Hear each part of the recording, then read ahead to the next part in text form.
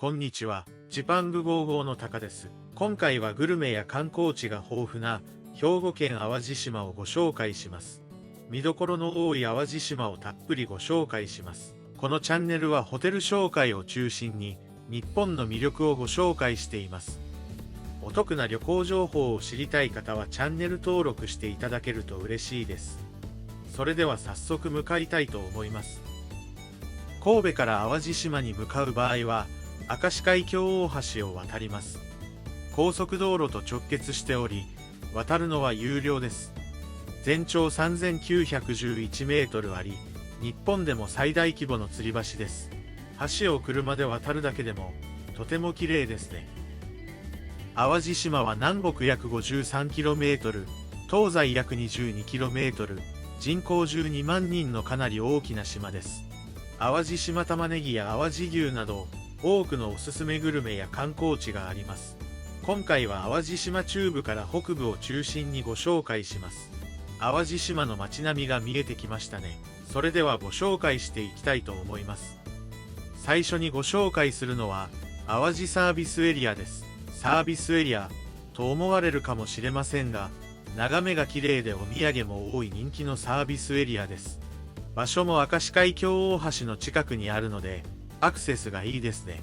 人気のサービスエリアだけあって混雑しています。お土産も多く売っているので、ここで購入するのもいいですね。淡路島の玉ねぎは甘くてとても有名です。玉ねぎを使った商品が多いですね。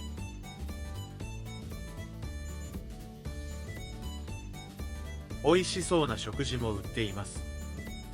食券を購入したら自動的に電光掲示板に表示されました。今回は淡路島玉ねぎと魚のすり身を合わせて揚げたものを購入しました。しっかり揚がっていて美味しかったです。サービスエリア内でも人気の商品みたいです。ハンバーグの自動販売機もありました。珍しいですね。テラスからは明石海峡大橋を一望することができます。とても綺麗に見えますね。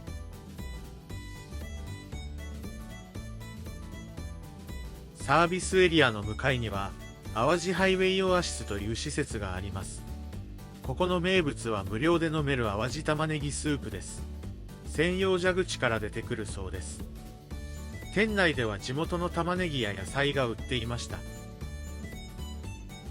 私が行ったタイミングは提供時間外だったので飲めませんでした。残念ですね。植物園のような休憩施設もあります。同じ高速道路内ですが淡路サービスエリアから無料で移動ができます。こちらも立ち寄ってみてください。続いては淡路島で人気のうどん店、出雲庵をご紹介します。淡路島の中部に位置し、兵庫県の三宮駅からは車で50分ほどです。淡路島の中でも人気店で多くの観光客が訪れます。今回は開店の少し前に来たのであまり並ばずに入れました。店内は結構広かったです。人気店なので休みの日はかなり混み合います。開店時間に合わせて訪れることをお勧めします。お店の名物は淡路の玉ねぎを使った玉ねぎつけ麺、花です。玉ねぎを丸々一つ揚げています。他にも美味しそうなうどんや天ぷらがありますね。淡路牛を使った牛丼や定食もありました。値段も全体的に高いわけではないので嬉しいですね。淡路島の牛肉や玉ねぎの説明も書いてありました。こちらが玉ねぎつけ麺、花です。とても美味しそうですね。玉ねぎがかなり大きいです。うどんを汁につけて食べます。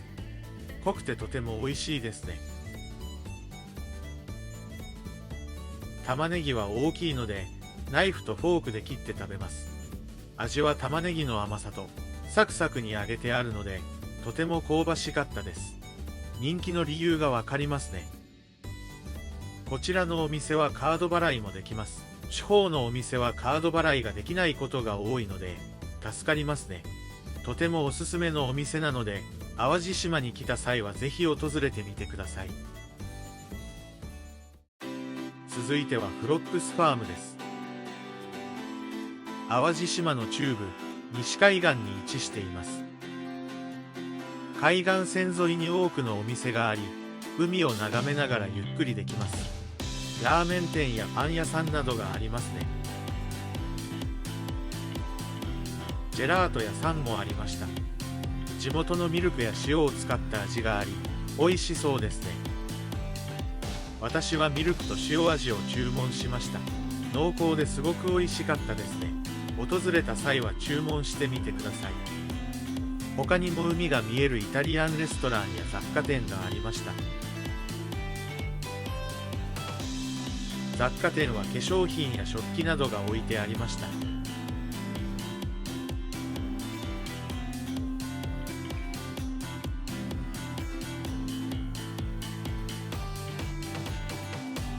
地元の食材を使ったレトルト商品も売っていますね。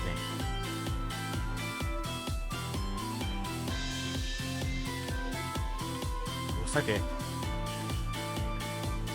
ドレッシング、ジャムも置いてありました。いろんなお店巡りができるので一度訪れてみてください。続いては淡路島チーズ工房を紹介します。新鮮なチーズをいただくことができます。このお店も淡路島中部、西海岸にあります。店内はこじんまりしているので、席数も多くはないですね。ガイドブックがあるのも嬉しいですね。人気店だったので、並びました。名簿に名前と電話番号を書くと順番が来たら電話をくれます。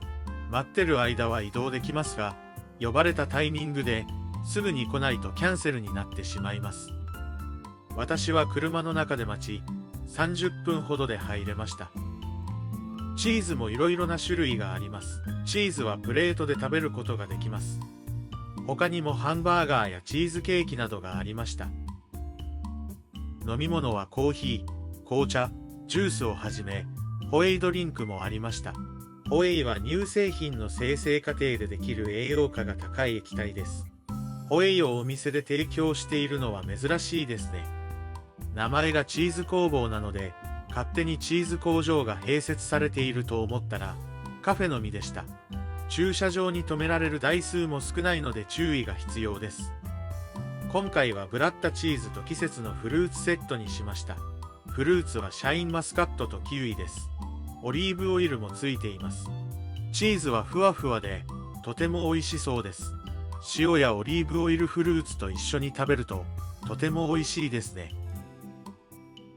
他にもバスクチーズケーキとリッコタチーズの自家製チーズケーキを注文しました。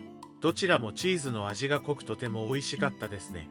どちらかというとバスクチーズケーキの方が私たちが普段食べているチーズケーキの味がしました。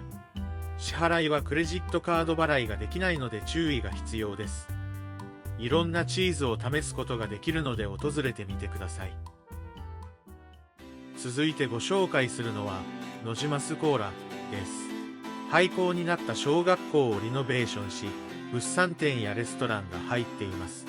元小学校だけあって面影が残っていますね。場所は淡路島の北西部にあります。外にはテラス席もありました。玉ねぎ型のソファーもあり珍しいですね。1階から2階にカフェやレストランがあります。取れたての野菜などが購入できます。他にもソーセージ、地ビール、ドレッシングなどが売っていました。調味料系も多いですね。玉ねぎを使ったドレッシングが多いです。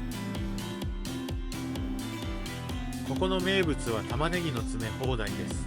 500円で袋に入るだけ玉ねぎを詰めることができます。少し小ぶりですが、淡路島の甘い玉ねぎをたくさん詰められるのは嬉しいですね。私は10個詰めることができました。皆さんもぜひ挑戦してみてください。ジェラートも売っていました。カフェでゆっくりもできますし、ご当地の野菜もあるので見てみてください。建物の前には動物と触れ合える場所がありました。営業時間は決まっているので注意が必要です。動物の餌になる野菜を購入して中に入ります。動物と触れ合いもでき、ゆっくりできるので一度立ち寄ってみてください。最後は淡路シェフガーデンをご紹介します。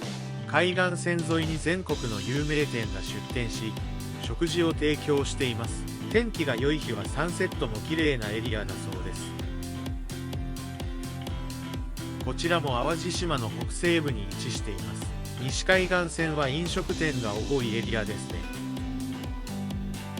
SNS 向きのオブジェもあります。